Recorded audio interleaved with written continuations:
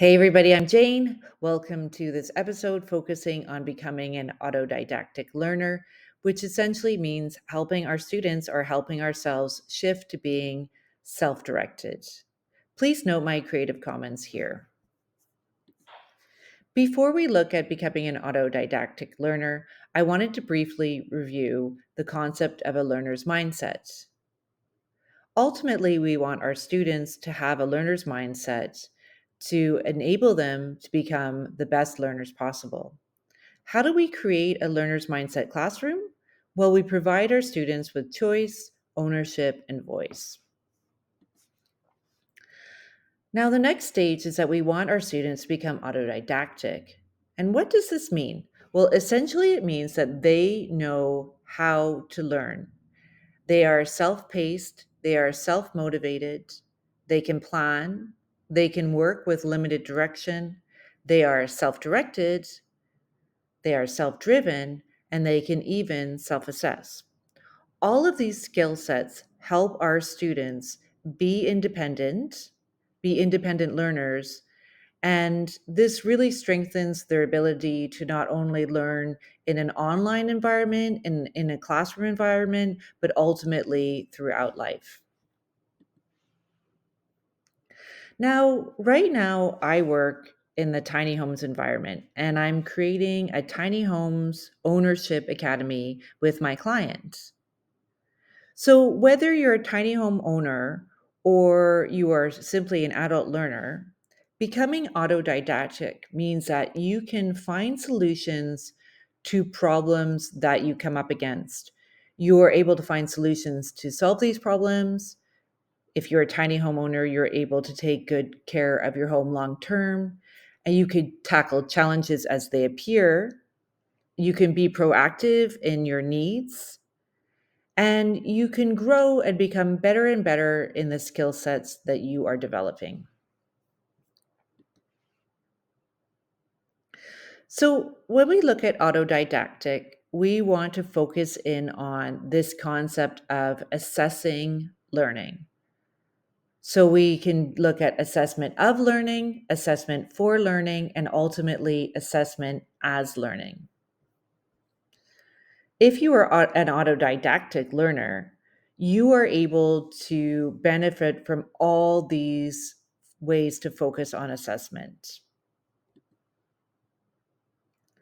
Now, a good teacher will help a student understand what their assessment of their learning will be.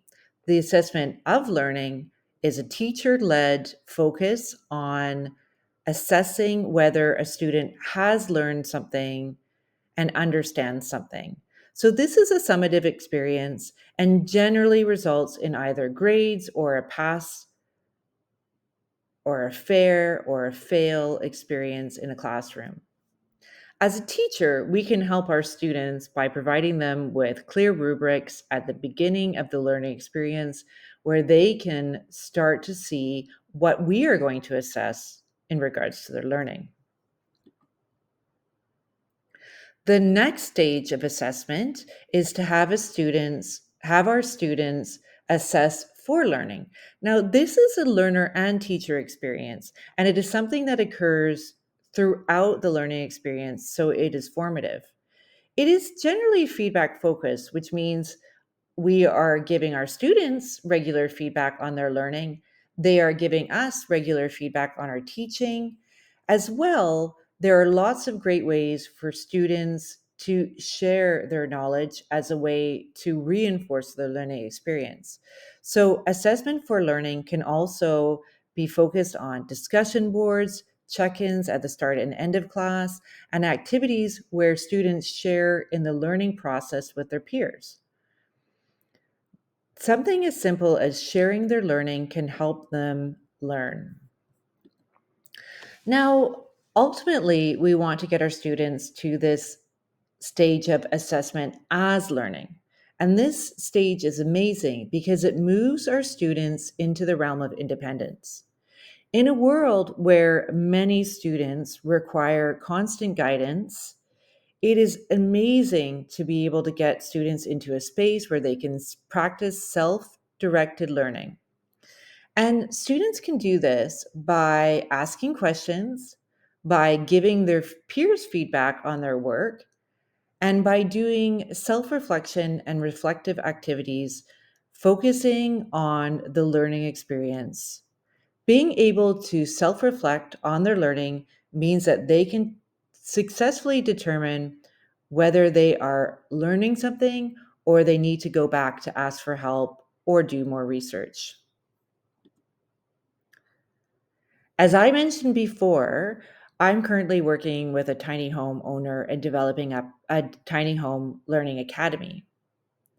So I really want to tie this together and think about why is it important for tiny home owners to be autodidactic? If I support my tiny home owners through the Tiny Home Academy to be autodidactic, they can now figure out what they need to learn about being a tiny home owner, how they can learn it, how they can reach out for help and ask questions and ask for answers, and ultimately how they can plan the experience of being a tiny home owner long term. I hope you've enjoyed this discussion with me. I'll be adding these references below my video if you want to explore them further. Thank you so much for being with me today.